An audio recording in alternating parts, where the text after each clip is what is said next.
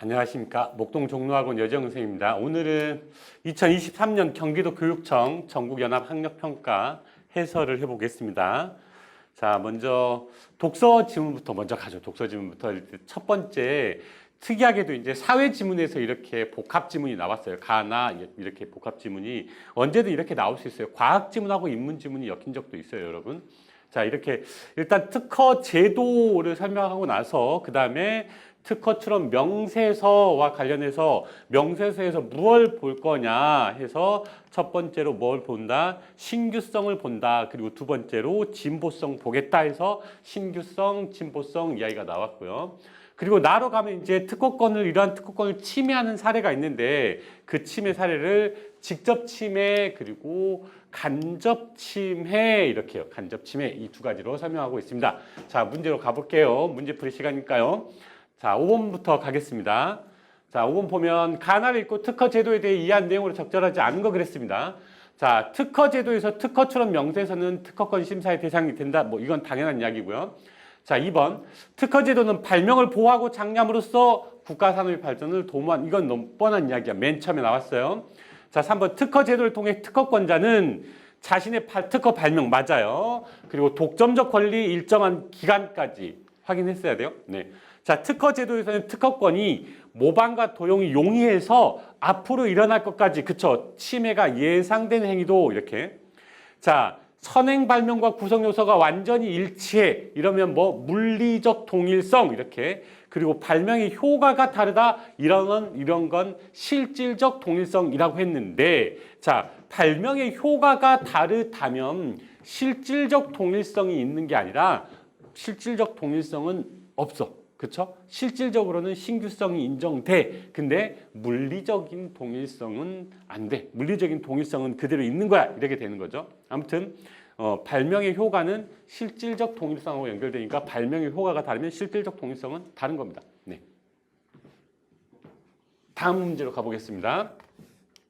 6번 가죠. 6번에서 뭐가 먼저 나왔어요? 청광 1이 먼저 나왔어요. 가장 독립항이죠. 종속항 그리고 그거에 대한 종속항 이렇게 범위는 가장 크고 줄어들고 더 줄어들고 이렇게 될 겁니다.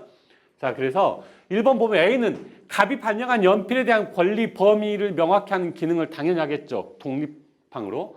자, A는 특허 심사를 할 때 갑이 발명한 연필이 신규성과 진보성을 갖췄는지 판단하는 기준이 이 두 개가 판단 기준이었어. 특허가 되냐 안 되냐, 특허권이 되냐 안 되냐 이렇게. 자, A에서 갑이 발명한 연필에 대해 보호 범위는 청구항 1이 가장 크죠. 그러니까 청구항 1이 3보다 넓다라고 하면 잘못됐죠. 이게 잘못됐습니다. 자, A에서 청구항 2는 청구항 1을 인용하니까 청구항 1에 대한 종속항. 자, 그리고 청구항 3은 2를 인용했으니까 2에 대한 종속항 이렇게 그리고 결합관계를 서술하고 있다 이런 것까지 맞죠? 네, 네 다음 7번으로 가겠습니다. 자, 윗글을 읽은 학생이 학습지와 보기에 대해 보인 반응으로 적절하지 않은 거 그랬어요. 자, 일단 갑은 세 가지였어요. 세 가지 뭐 나무로 만들었다, 육각형이다, 그리고 지우개 달렸다 이렇게. 자, 근데 을을 보니까요 목재로 만들어졌고 육각형이고 여기까지는 같네요.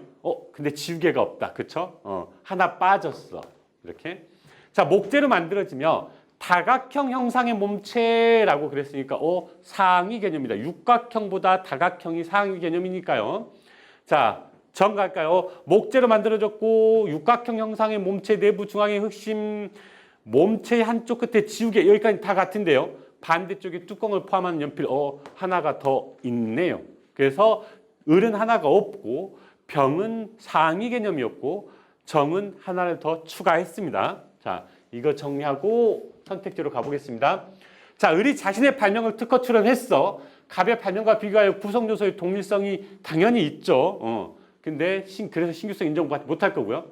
자, 을이 자신의 발명을 갑의 허가 없이 제품으로 생산했습니다. 자, 구성 완비의 원칙이라고 그랬거든요. 완비의 원칙을 보면 여기서 봅시다. 구성 완비의 원칙은 확인 대상 발명이 기존 특허 발명의 특허 청구법에 기재된 구성 요소 전부 그죠? 그러니까 목재, 육각형, 뭐까지 지우개까지. 네. 근데 지금 의리한 건 하나가 빠져 있잖아. 그러니까 구성 완비의 원칙에서는 뭐야? 신규성이 인정될 수 있어. 그 특허권을 침해한 게 아니야. 그런데 이러한 문제 보완하기 위해서 뭐 균등론의 원칙 적용해가지고 이제 을을 특허권 침해했다고 이야기할 수 있을 겁니다. 네, 자 3번 가죠. 병이 자신의 발명을 특허 출원하였을 때 일부 구성 요소가 갑의 발명에 해당 요소보다 상위 개념에 속합니다. 그러면 상위 개념에 속하면 뭐라고 그랬어? 신규성 인정된다 안 된다? 안 된다 해서 인정받을 수 있겠군이 잘못됐습니다. 네. 자, 그래서 답은 3번이고요. 자, 병이 자신의 발명을 갑의 허가 없이 제품으로 생산했어요. 균등론의 원칙에 따르면 갑의 발명과 비교하여 원리나 효과가 동일한 경우에는 원리나 효과가 동일하면 그것도 신규성 인정 안 된다, 침해다라고요. 자, 정이 자신의 발명을 특허 출원하였습니다. 특허 심사 과정에서 신규성을 인정받더라도요. 갑의 발명의 다른 요소를 단순히 결합했으니까 진보성이 있다 없다? 없다. 네, 그래서 인정받을 수 없다. 이렇게. 네, 답은 3번이었습니다. 자, 8번으로 넘어갈게요. 자, 소매업자 A는 자전거의 완성품에 특허가 등록되어 있자 완성품으로만 조립할 수 있다. 완성품 말고 조립, 그 구성 요소만 그대로 베꼈다고 했습니다. 이것도 침해죠. 자, 일반인 B가 특정 농약을 사용하여 해충을 제거하는 방법입니다. 이번에는 방법. 그래서 그 방법을 가져갔으니까 방법에 대한 침해가 되겠죠. 자, 이거 가지고 가봅시다. 자, 사례 1에서 A가 자전거의 완성품을 판매한 것은 아니야. 직접 침해는 아니지. 하지만 조립품 했으니까 간접 침해야. 자, 사례 1에서 A의 행위는 최종적으로 특허 발명의 실시를 유도할 수 있기 때문에 그렇지. 유도할 수 있어요. 완성품을 만들 수 있다는 이야기입니다. 자, 3번 가죠. 사례 2에서 C가 해당 농약을 생산은 하고 판매는 하지 못했다면 간접 침해에 해당하지 않는다라고 했는데 이것만 읽어보면 그럴듯하잖아요. 자, 여기서 함정이 있는 게 여러분들이요. 실시라는 말을 압니까 모릅니까? 너무 흔한 말 아니에요? 근데 이 실시에 대해서 뭐라고 했냐면 보세요. 물건을 생산하거나 판매하거나 사용하는 행위라고 했거든요. 그러니까 생산, 판매, 사용 이 중에 하나만 하더라도 실시를 한 겁니다.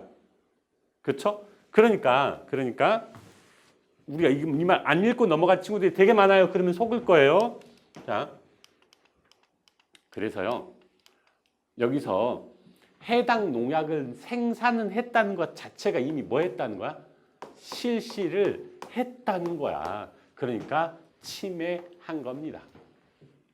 이해되셨죠? 여러분들이 문제 급하게 풀다 보면 방금처럼 밑에 나와 있는 설명들, 단어 설명들 빼먹고 가는 경우가 꽤 있거든요. 특히 내가 이미 아는 단어라고 생각할 때요. 그쵸? 아니면 그냥 대충 읽고 넘어가는 그런 경우가 있는데 그러지 마시고 정확하게 읽어주세요. 알았죠? 네. 그래서 답은 3번입니다. 자, 다음 명과 실에 대한 이야기로 가봅시다. 명과 실에 대한 이야기에서 이제 정리하고 가볼까요? 공손용하고 누가? 지금 후기 명가라고 나왔습니까? 제가 후기 묵가네요. 후기 묵가. 이 두 입장이 다르죠. 어떻게? 명과 실을 어떻게 해서 여기는 1대1만 된다고 그랬고 여기는 1대 다도 되고 여기가 다여도 상관없다는 이야기를 했었죠. 그러니까 명이 하나에 실이 여러 개도 되고 실이 여러 개에 하나의 명이어도 되고 반면에 공손용은 명과 실은 1대1로만 된다는 이야기를 했습니다. 이거 알고 가면 문제는 해결될 겁니다. 자, 기억에 대한 공손용입니다. 1대1이에요. 1대1. 자, 학 두 마리를 모두 학이라는 명으로 부르면 안 된다는 거예요. 그래서 명의체 역할을 하에 못해요. 네.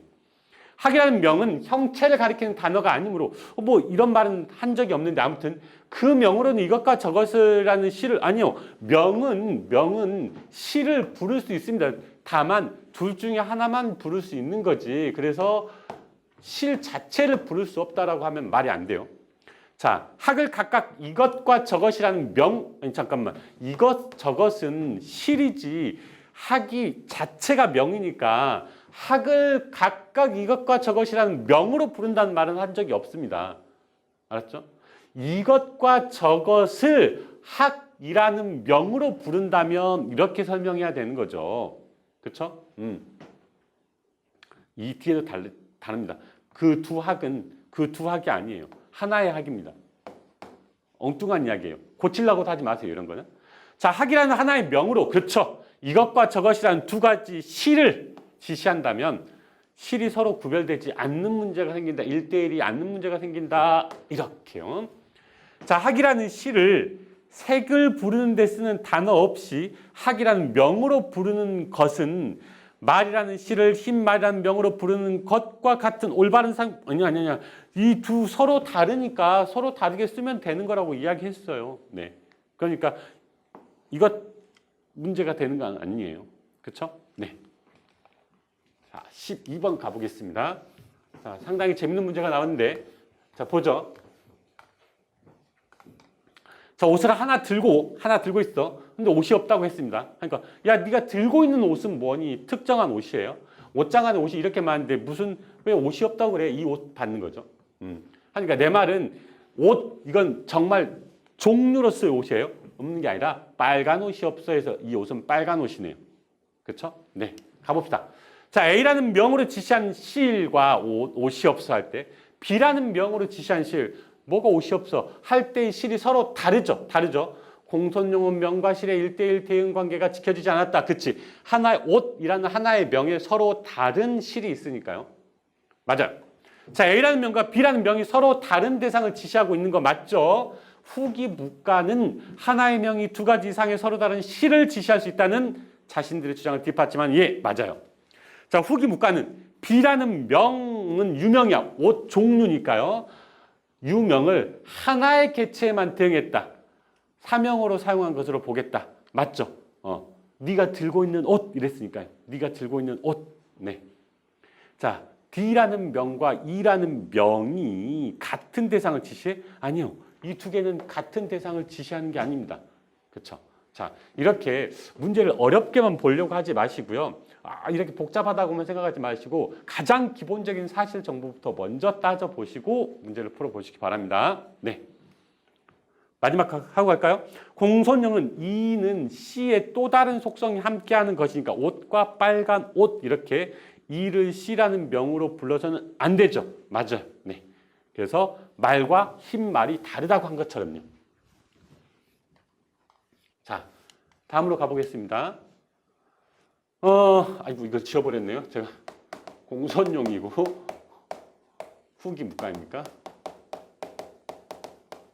그러면 자, 다음에 설명하는 주요 개념을 활용하여 이 글의 내용을 이해해보자 그랬는데 언어 기호가 기표와 기의 결합사라고 할 때 기표는 소리 그러니까 기표가 뭡니까? 그렇지. 명이죠. 명. 그렇죠? 기의는 언어 기호에 해당한다. 의미다. 자, 기의는 언어 기호가 지시하는 내용이다 했으니까 이 기의가 뭡니까? 실이죠. 그러면 명 부분에 뭘 넣으면 돼? 기표. 그리고 실 부분에 기의 이렇게 넣으면 되겠네요. 맞죠? 네. 그러면 이걸 가지고 문제를 가보겠습니다. 자, 가 입장이요. 가가 누구예요? 공손용이죠. 공손용 이렇게. 나는 후기 묵가 이렇게. 자, 기의가 서로 같으면 기표도 반드시 같아야 돼. 맞아요. 가만 우선 먼저 보자. 기표가 서로 달라도 기의는 같을 수 없습니다. 1대1이어야 되니까요. 이것도 그래서 안 되고. 기표가 서로 다르면서 기가 같으면 돼, 안 돼? 안 돼. 옳지. 그래서 이렇게. 그럼 이제 1번, 2번, 3번, 1번, 4번, 5번만 봅시다.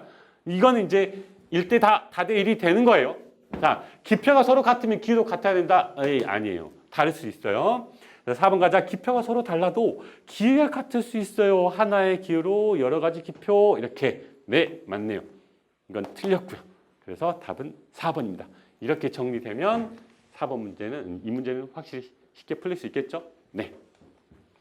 자, 그러면 다음 지문으로 기술 지문으로 넘어가죠. 기술 지문으로. 자, 기술 지문에서는 가스 센서가 나왔습니다. 그래서 가스 센서 나와서 유입부, 감지부, 후방부 이렇게. 근데 이제 문제로 바로 가보면요. 이런 식으로 문제의 구조 자체가 그려져 있잖아요. 그럼 굉장히 땡큐죠. 만약에 이런 게 보인다면 이런 걸 같이 보면서 여기다 정리해버리면 훨씬 쉬워집니다. 그렇죠? 그래서 먼지 필터에서 먼지랑 물 제거한다. 간섭 필터에서는 대상가스가 아닌 다른 가스 제거한다. 분리막 통해서 감집으로 가면 전용 전극에서는 산화 반응 대응 전극으로 흘러간다. 그리고 산소 유입구에서 환원 반응이 일어난다. 기존 전극에서는 계속 뭐가 일어나고 있다. 전기 통하고 있다. 일정한 수준에 이렇게 정리하면 훨씬 쉬워질 거예요.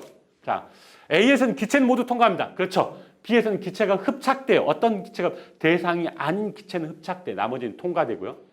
자, B에서 C로 보내진 가스의 양이 증가했어. 그러면 그만큼 산화 반응도 많이 일어나. 그래서 수소 이온과 전자 양도 늘어요. 자, D가 다공성 막의 형태를 띠고 있는 건 맞아요. 근데 그 이유는 C로 유입된 가스의 양을 조절하는 게 아니라요. 산화 반응을 어떻게 하려고? 활성화하려고요. 가스의 양을 조절하는 게 아니라 산화 반응을 활성화하기 위한 장치였다. 이렇게요. 틀렸네요. 자, G에서 가스 누출이 검출됐다. D와 E 사이에 생성된 전류의 양이 F에서 생성된 전류의 양보다 많으니까 어때? 기준치를 넘었다라고 생각하겠죠. 자, E에서 수소이온과 전자가 물이 되는 반응을 위해 필요한 산소는 H에서 공급됩니다. 그래야지 환원 반응이 다시 일어난다고요. 네. 자, 16번 가겠습니다. 오호. 자, 기억하고 니은인데요. 확인하고 갈까요, 여러분? 여기 있습니다. 기억은 즉시 경보. 감지하자마자 울리는 거예요. 몸에 안 좋은 독가스 같은 거. 자, 지연 경보는 일정 시간이 흘렀을 때 울립니다. 왜 그렇게 한다고 그랬지? 그냥 이렇게 가스레인지 같은 경우는 한 번에 이렇게 하다 보면 순간적으로 확 나올 수도 있잖아요. 그래서 계속 이렇게 일정 시간이 지났을 때예요. 일정 시간. 그럼 이 표를 보면요. 자, 기억 같은 경우는 P1으로 설정할 때 여기서 무조건 울립니다. 알았죠? 반면에 니은 같은 경우는 여기서 일정 시간이 흘러야 이렇게 울립니다. 일정 시간이 흘러야. 알았죠? 네. 자, 그러면 경보 설정치가 P1입니다. A에서 기억과 니은 중 어느 것도 경보를 내지 않습니다. 왜? 기준치에 도달하지 않았으니까요. 자, 경보 설정치가 P1으로 설정되어 있습니다. B에서 기억은 경보를 내지만 니은은 경보를 내지 않아. 왜? 시간이 경과해야. 자, 경보 설정치를 P1에서 P2로 변경했대요. 기억은 경보를 내는 시점이 더 빨라진다. 그쵸? 어느 시점? 기억은 여기서. 그쵸? 네. 이해됐죠? 자, 경보 설정치가 P1으로 설정되어 있고 니은이 C에서 경보를 냈다면 경보 지연 시간은 D만큼 설정되는 게 아니라 C에서 뭘 빼면 됩니까? D, 일정 시간이니까 최초 감지되고 일정 시간이 흘렀을 때 이렇게 했나요? 그러니까 D만큼 설정되는 게 아니라 이렇게 설정되어 있다라고 해야 돼요. 그렇죠? 자, 경보 설정치가 P2로 설정되어 있고요. 니은이 경보를 냈어. 그러면 지연 시간 동안은 가스 농도가 P2 이상이 계속 유지되겠죠. 그러니까 경보가 나왔겠죠. 네. 자, 그러면 고전시가 지문으로 가봅시다. 처음 본 작품이죠. 근데 사실 계속 여러분이 읽다 보면요. 그렇게 어려운 단어가 많지는 않거든요. 어려운 단어가. 그런 부분에서 여러분이 이런 거 좀 생각해 봐야 돼. 지금 경기도 교육청 문제하고 수능 문제를 직접 비교할 수는 없어요. 6월이나 9월도 직접 비교할 수가 없어. 왜 그러냐면 경기도 교육청이나 서울시 교육청 문제 같은 경우는 문학이 거의 EBS 연계가 되지 않는단 말이에요. 근데 올해 이렇게 평가원에서도 언급했지만 EBS 연계율을 정확하게 지켜주겠다라고 했거든요. 50%. 그러면 문학 작품에서 EBS 연계 작품이 많아질 거라고요.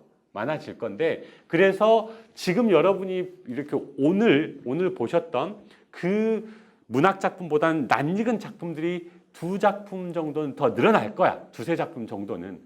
그럼에도 불구하고 이런 고전 시가가 읽히는지 안 읽히는지는 조금 체크를 해 보셔야 돼요. 알았죠? 이 정도 고전 시간에 읽을 수 있었으면 좋겠어요. 아시겠죠? 뜬금없이 그렇게 나올 수 있어요. 그러니까 재작년 수능이었나요? 박태보전이 그렇게 나왔잖아요. 박태보전은 수능 연계 작품이었다고요. 근데 EBS에는 현대어로 많이 윤문됐었는데 갑자기 수능에서 어떻게 나와버렸어? 어려운 한자어가 대거 포함돼서 나왔어요. 그러다 보니까 학생들이 너무 힘들어했죠. 그러면 우리 EBS 연계 교재에 있는 가사나 혹은 연시조가 현대어로 잘 해석되어 있는 것도 갑자기 뜬금없이 이렇게 나올 수 있죠. 아니면은 가사 같은 경우는 길다 보니까 연계 작품에, 그러니까 EBS에 수록되어 있지 않은 부분이 수록될 수도 있단 말이에요. 그러면 그런 부분 같은 경우는 어려운 이런 고어로 그대로 나온다면 힘들어지겠죠. 그래서 이 정도의 지문을 읽을 수 있냐? 그것도 상당히 중요한 능력입니다. 그걸 한번 체크해 보시고 그게 안 되면 읽는 능력을 기르셔야 됩니다. 자, 문제로 가보겠습니다. 자, 가와 나의 공통점으로 가장 적절한 그랬는데 어려운 문제는 절대 아니에요, 여러분. 근데 이거 잘 찾아지던가요? 제가 보기엔 잘 안 찾아졌거든요. 되게 꼭꼭 숨어 있어요.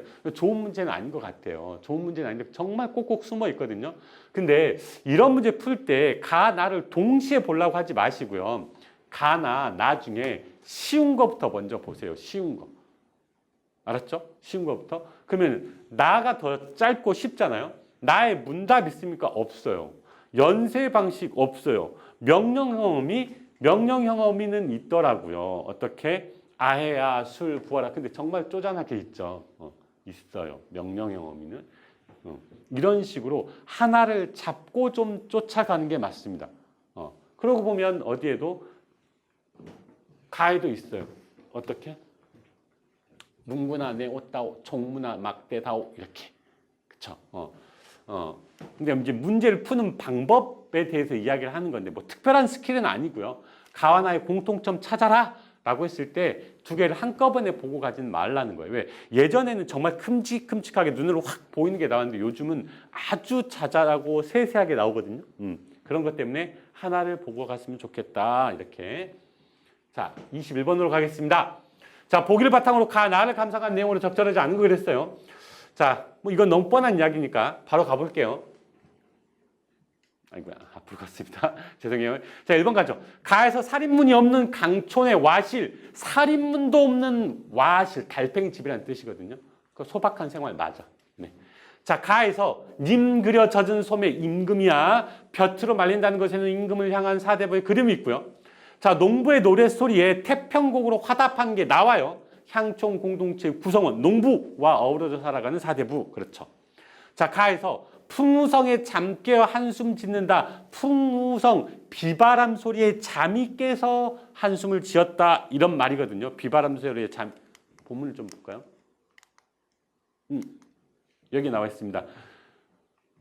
자, 여기서부터 볼까요? 복례산 제일 봉에. 아니다, 여기서 보자. 짧은 밤에 꿈자리가 어지러워서 꿈을 꿨나 봐. 복례산 칠봉에 어느 님을 만났어. 내가 사랑하는 님을 만났겠죠. 님을 만났어. 반기노라.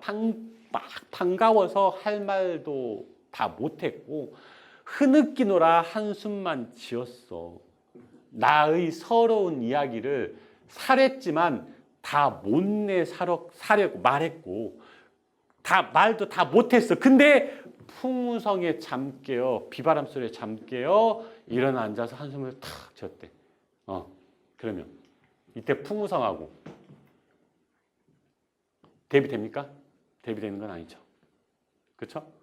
그래서 자연물과의 대비를 통한 사대부의 내적 갈등은 아닙니다. 풍우성과 이렇게 화자가 대비된다 할 수는 없어요. 맞잖아요. 내 잠을 깨운 게 풍우성이지 나와 풍우성이 대비돼 이럴 수는 없는 거예요. 네. 자, 다음 현대시로 가겠습니다. 마찬가지예요. 현대시도 노정기는 아주 오래전 기출까지 풀어본 친구들은 노정기를 풀어본 친구들이 있을 거예요. 그렇지만 최근 기출 문제만 풀었다면 노정기를 풀어본 친구들이 없을 거고 이 정도의 작품을 읽을 수 있는지 이렇게 좀 체크해 보시고 나도 마찬가지예요. 나는 여러분도 처음 본 시일 텐데 누구든 처음 본 시일 겁니다. 웬만한 학생들은 뭐 선생님들도 대부분 처음 본 시일 거니까요. 네. 그리고 마지막으로 수필이 나왔습니다.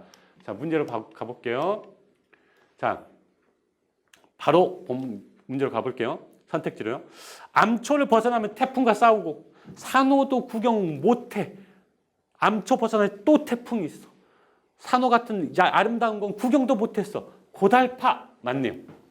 자, 목숨이 깨진 배 조각처럼 흩어졌어. 내 꿈은 밀항하는 쩡크, 배, 조그만 배거든요. 쩡크와 같다는 것은 흘러가는 배의 노정, 배가 가는 길, 화자의 삶을 관련지었다. 내 삶이 그만큼 힘들어. 이렇게. 3번 가자. 자, 나에서 마음에 덮은 뚜껑이 성긴 그물이라 보니까 위에 있는 찌꺼기가 다 내려왔어. 그래서 부정적 상황이다. 화자 인식이고요. 자, 발목을 오여싼 시궁창이야, 시궁창. 막 뻘 같은 게, 막 더러운 뻘 같은 게 있다는 거야. 이게 꿈꾸던 안식은 아닐 거 아니에요. 잠깐 쉬어가는 곳인데 그곳마저도 시궁치 같았다는 거니까 이걸 꿈꾸던 안식이라고 하면 안 됩니다. 알았죠? 그리고 마찬가지로 물뱀들이 살아있길 바라는 그 저수지는 순환하기를 기대하는, 순환하고 있을 거라고 해야 되죠. 순환하고 있을 거라고 기대하는, 이렇게. 여기는 좀 애매하다 치지만 이건 정확히 틀렸죠. 네. 그래서 4번이 답입니다. 자, 다음으로 넘어가겠습니다. 24번을 보죠. 가의 나와 다의 잠수부에 대한 설명으로 가장 적절한 걸 그랬는데, 가의 나와 다의 잠수부는 모두라고 했는데 모두 했으니까요.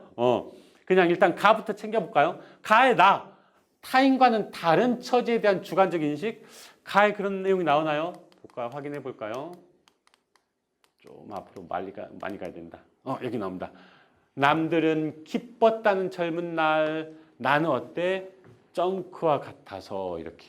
그래서 나는 남과는 달랐네. 나는 남과는 달랐네. 이렇게요. 그럼 맞네요. 맞는 이야기예요.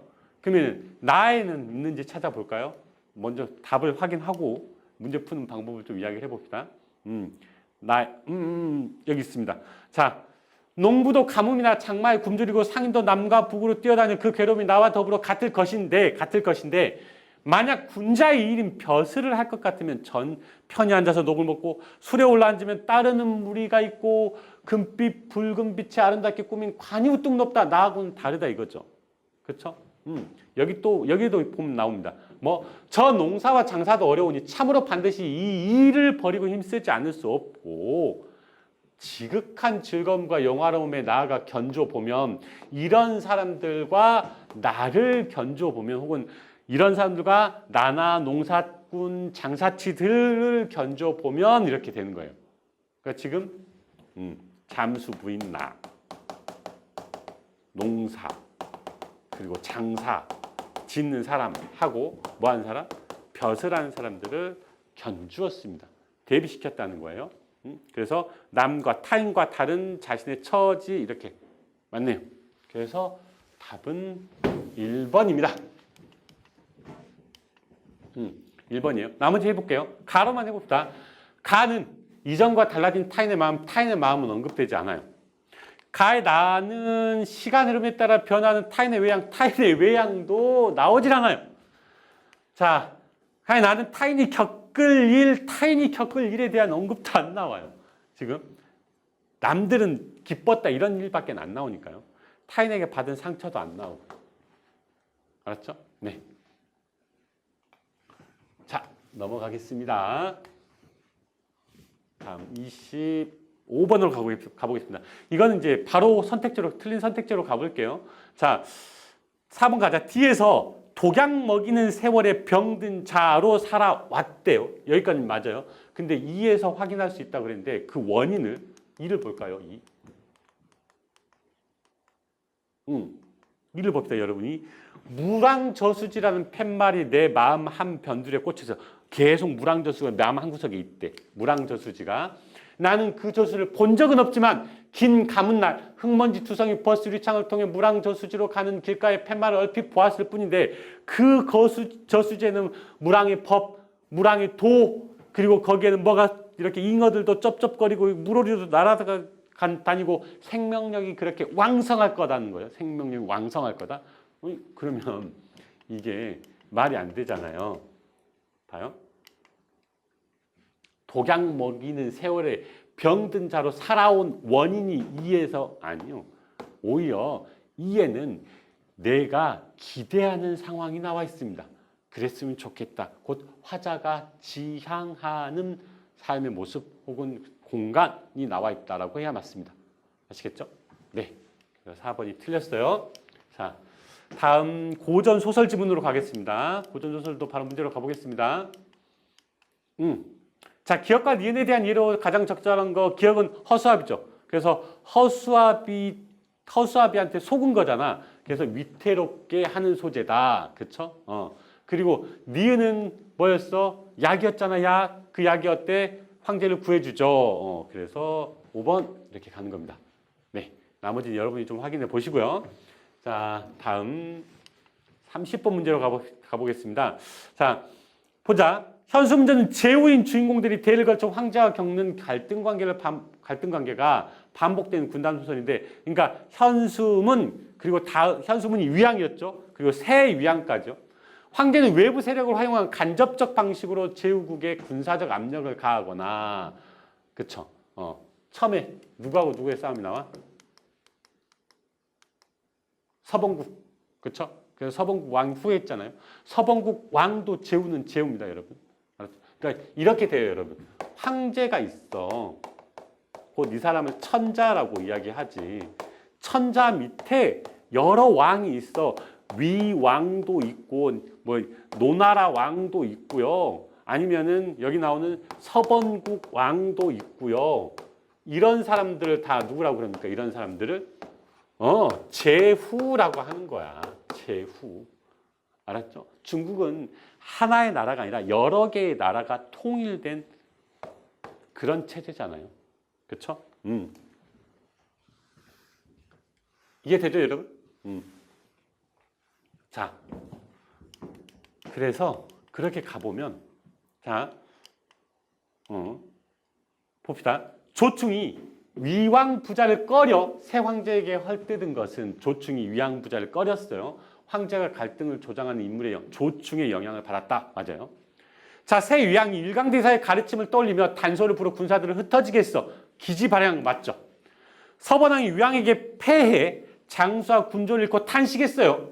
제후가 황제와의 관계를 개선하기 위해, 곧 서번왕이 황제와의 관계를 개선하기 위해 노력한 이유가 아니라 그렇게 한 결과 어떻게 했다?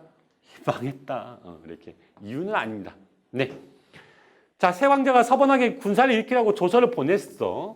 황제가 다른 세력을 활용해 간접적으로 제국에 군사적 압력을 행사했다. 서번왕 이렇게요. 네. 자, 위왕이 새 황제로 인해 공격을 받은 것, 또 위왕의 아들인 새 위왕이 새 황제를 만나러 가서 위험에 빠진 것, 그래서 갈등이 대에 걸쳐서 나타난다. 이렇게요. 2대에 걸쳐서 나타났죠. 네. 자, 다음 현대소설로 가겠습니다. 자, 뭐 차분히 읽으면 돼요, 여러분. 현대소설도. 여러분 빨리 읽으려고 하지 말고 차분히 읽고 문제풀이 시간을 줄여주세요. 자, 서사의 흐름을 고려하여 기억, 미음에 대해 이해한 내용으로 적절하지 않은 거 그랬는데 제가 차분히 읽어달라는 이유가 있습니다, 여러분. 바로 답으로 가볼게요. 어렵지 않으니까. 2번을 보면요. 허생원의 반박에 이전과 다른 태도를 보이며 적극적으로 대응하는 청년의 모습 이렇게 나오는데요. 봅시다. 니은 바로 밑을. 니은만 보면 안 되는 게 이런 거야.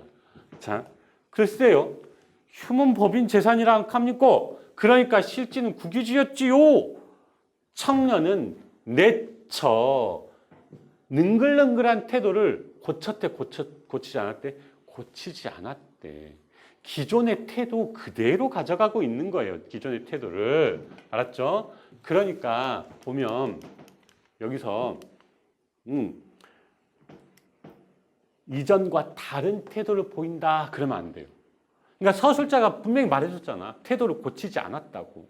그렇죠? 근데 여러분이 뭐만 읽으면 대화만 읽다 보면 기존에 사투리를 안 쓰다 갑자기 사투리가 나오거든요. 태도가 바뀌었나? 이렇게 생각할 수 있단 말이에요. 그렇죠? 서술 정보가 훨씬 더 중요합니다. 그래서 다른 태도를 보인다는 게 잘못됐어요. 그래서 차분히 읽으라는 거예요. 급하게 서두르지 마시고요. 네. 자, 34번으로 가겠습니다. 자, 보기를 바탕으로 이 글을 감상한 내용으로 적절하지 않은 거 그랬어요. 자, 평지에 대한 설명이 쭉 나오고 봅시다. 새로운 농업단지를 조성하기 위해 모 유력자가 그 일대의 휴면 법인 토지를 도통 쓰게 되었다는 것을 통해 정부 정책을 명분으로 자본가에게 농민이 생활의 터전을 빼앗겼다 이렇게. 아이고 어렵네요. 끊어읽기 연습 좀 하십시오. 이런 걸로. 자, 통고 비슷한 말로 멀쩡한 남의 땅을 마음대로 뺏는다고 여기는 것을 통해 농민의 입장이 고려되지 않았다 이렇게요. 네. 자, 국유지면 서울 놈들만 가지락하는 법도 있냐며 30년이나 논밭을 치고 갈아왔다는 것을 통해 농민이 과거에도 억압적 상황, 분명히 보기에도 혹은 우리가 추측하기에도 과거에도 억압적 상황을 겪었다는 걸 짐작할 수 있지만 이 내용하고 이 내용이 연결되지 않습니다. 그러니까 이걸 통해서 과거에도 억압적 상황을 겪었다는 걸 확인할 수가 없어요. 지금 국유지니까 돌려줘야 된다라는 말을 하고 있는 거거든요. 알았죠? 30년 동안 땅을 사용한 사람이 아니라 국유지니까 지금 돌려줘야 해라고 하는 거니까 이걸 가지고 과거에도 억압적 상황을 겪었다라고 할 수가 없죠. 네. 자, 이런 문제 잘 보셔야 됩니다. 연결이 되는지 안 되는지. 알았죠? 앞에도 맞고 뒤에도 맞는 말이에요. 근데 이 연결이 안 되는 이야기니까요. 자, 그럼 이제 화작으로 넘어가겠습니다. 화작은 45번 문제를 좀 볼게요. 45번을 보면 이거 헷갈리지 마세요. 보기가 A의 초고래요. 그러니까 이게 먼저야. 이게 먼저고 그 다음 이걸 A로 바꿨다는 거죠. 그쵸? 그래서 차이점을 보면 이거 틀어져 있고요. 그 다음에 이거 틀어져 있고요. 이건 아예 다 빠져 있죠. 그리고 여기에 뭔가 하나 더 들어가 있고요. 그런데 라는 말이요. 자, 그럼 해보십시다. 자, 첫 번째 문장에서 피동 표현이 알맞지 않게, 그렇지, 느껴지게 이렇게. 그래서 느끼게라고만 하면 됩니다. 왜? 느껴지게 아니라 느끼게 한다 이러면 돼요. 느끼게 한다. 그렇죠? 그래서 알맞지 않은 피동 표현 맞아요. 자, 첫 번째 문장과 두 번째 문장을 긴밀하게 연결하게 그런데 넣습니다. 자, 두 번째 문장에도 문장 성분의 호응이 맞지 않는 부분이 있으니 서술어를 다른 단어로 보세요. 자, 어느 부분 말하는 거냐면 문제가 발생시킨다? 아니요. 문제를 발생시킨다 하든지 아니면 문제가 발생한다 하든지 이렇게 해야 되는데 본문에서 어떻게 바꿨습니까? 본문 보면 문제를로 주어를 목적으로 바꿔줬습니다. 주어를 목적으로. 그래서 단어를 서술어를 다른 단어로 수정한 건 아닙니다. 알았죠? 주어를 목적으로 바꿔줬습니다. 네. 자, 그러면은 언매로 넘어가 보겠습니다. 자, 언매 36번 문제가 상당히 36번 문제가 상당히 까다로웠는데 일단 기억에 해당하는 예라고 그랬거든요. 기억에 해당하는 예부터 확인해 보죠. 두 가지 기준 모두를 만족하지 못한데 하나는 뭐 문법적 성질이 동일하냐 했어요. 문법적 성질 뭐 품사 생각해야 돼요. 두 번째 형태가 언제나 동일하냐 규칙 활용이냐 아니면은 불규칙 활용이냐 이것 따져보라는 거였거든요. 그러니까 둘 다 만족하지 못한다라고 하는 거는 품사도 다르고 규칙, 불규칙도 달라야 돼. 아니면 불규칙 안에서도 달라야 되는 겁니다. 불규칙 안에서도. 그러면 보죠. 자, 상대팀을 누르다 동사예요. 그렇죠? 그리고 누르다 눌러 했으니까 르 불규칙입니다. 눌러. 자, 먼 산에 누르고 붉게 했으니까 형용사예요. 형용사. 그리고 누르고 누르러 해서 러 불규칙입니다. 러 불규칙. 둘 다 만족시키네요. 그래서 이렇게 됩니다. 아시겠죠? 자, 그럼 해봅시다. 이것도 한번 해보죠. 이른인데 이르다거든요. 셋 다 뭡니까? 동사예요. 동사. 그쵸? 반면에 이제 약속 장소에 이르러 했을 때, 그러니까 이거는 일단 품사에서 동일해 버리니까 하나를 만족시키는 겁니다. 하나를. 그래서 불규칙 활용을 보면 이건 무슨 불규칙? 이르러 했으니까 러 불규칙일 거고요. 자, 포기하기는 일러, 조심하라고 일러 해서 이 두 개는 르 불규칙이죠. 그렇죠? 생선 가시를 바르다, 벽지를 바르다 둘 다 동사고요. 둘 다 무슨 바르다, 발라 해서 르 불규칙입니다. 불규칙 활용 정리해 주세요, 여러분. 불규칙 활용은 늘 나올 수 있습니다. 기본 베이스로요. 알았죠? 이것 때문에 제가 해주는 거니까요. 자, 다음 해결했고요. 다음 39번 마지막으로 가보겠습니다. 자, 보기의 자료에 나타나는 중세국어의 특징을 탐구한 내용으로 적절하지 않은 글인데 중세국어 공부했니? 이거 물어보는 거예요, 지금 여러분한테. 자, 붙여을 보니 높임의 대상의 관용격 조사. 그쵸? 높임의 대상에는 관용격 조사 시옷을 쓰죠. 유정 높임 시옷. 이렇게 유정 높임 시옷. 자, 그 다음에 높아 샬을 보니 대상의 신체 일부 간접 높임이야. 봐요. 부처 경박잇 이렇게 나와 있잖아요. 부처님의 정수리뼈가 있으니까 주어는 정수리뼈죠. 그러니까 신체 일부를 높이는 간접 높임 맞습니다. 네. 자, 가타시시를 보니 현대국어와 같은 형태의 주체 높임 선어범위 시 있습니다. 시. 같은 심으로 같은 실세 이렇게요. 네. 자, 4번으로 가볼까요? 4번을 보면 받자반대를 보니 목적어가 지시한 대상을 높이기 위한 객체 높임 선어범위 바가 있습니다. 아니다. 잘못 봤어요. 반이 아니 바래요. 이렇게 자바 이렇게요. 이런 객체 높임 선어범위가 있는 건 맞아요. 근데 목적어인지 부사어인지 봅시다. 자, 이걸로 그냥 봐도 돼. 대신이 이 약을 만들어 대왕께 바치니 부사어네요. 여기서도 끄이니까 부사고요. 그렇죠? 그래서 목적어가 아니라 뭐라고 해야 됩니까? 부사라고 해야 됩니다. 그래서 부사어가 지시하는 대상 이렇게 됐죠? 자, 좌식어를 보니 높임의 의미를 갖는 특수어의 좌시다 맞아요. 네, 잡수시다. 네, 자 여기까지 설명을 마치겠습니다. 일단 이번에 문학이 새로운 작품이 굉장히 많이 나왔어요. 그렇죠? 낯선 작품이. 근데 이제 그거 너무 신경 쓰지 마시고 문학을 어떻게 하면 빨리 풀지 이거보다는 차분히 읽고 아까 이렇게 우리 빨리 읽다 보면 실수할 수 있는 문제 있었잖아요. 그런 문제를 어떻게 해결할지를 조금 더 신경 써야 됩니다. 독서에서도 문학에서도 실수를 줄일 생각을 해야지 어떻게 빨리 읽을 것인가를 생각하면 6월에 대한 대비가 안 돼요. 아시겠죠? 네. 여기까지 마치겠습니다. 수고하셨습니다.